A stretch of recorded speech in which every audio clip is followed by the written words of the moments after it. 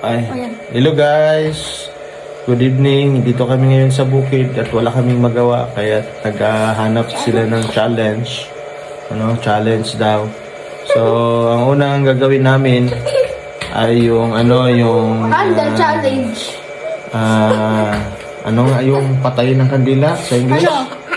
Blow the candle challenge. Kala ko killing the candle.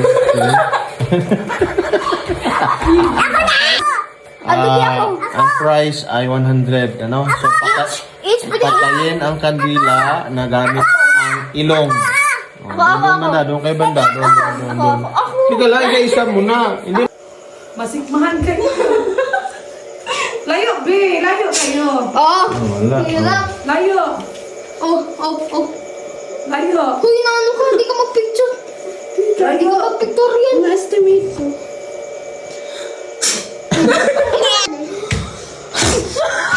Wala. Sunod, ikaw ate. Ako na! Si ate. Layo. Layo ka, doon ka. Wait lang. Ang sipon layo na. Layo. Wait lang. Siya na muna. Ito yan ah. Isa lang. Isa lang ati ha. Si Franz naman. Ikaw ba? Hindi ka magsalim ha? Wala yun. Di pa man yung sipon. Bunganga.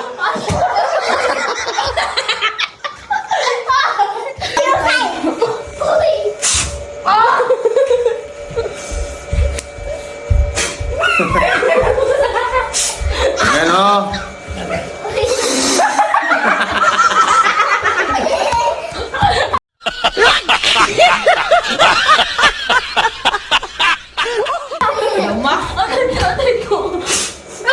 Maganda pala to kaya maubos ang sipon natin. Tulog ang sipon. Tulog ang ilong. Masunog ang ilong mo. Uy, nanasin ako! Sige, ilapit na natin. Ilapit. Kasi forma yan.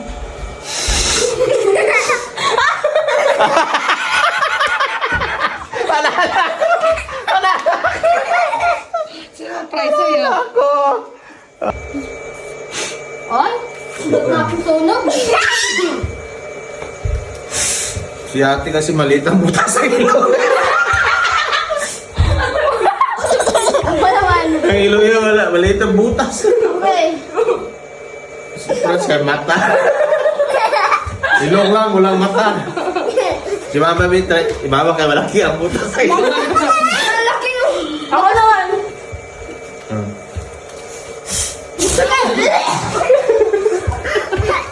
Ako malaking Uy, ano dyan ako? Uy! malaking butas na. Analo. Nakikita mo yun? Kanong price mo? Oh my gosh, gusto ko ba? Si Franz ang mauna. Si Dano na. Sagot naman ako. Ayusin mo yung daya. Ang tama. Right. Ay, gusto akong sunog. Paano may isang? Nanabit din! Yan! Mahaba yung ano mo hangin. Ay! Ganun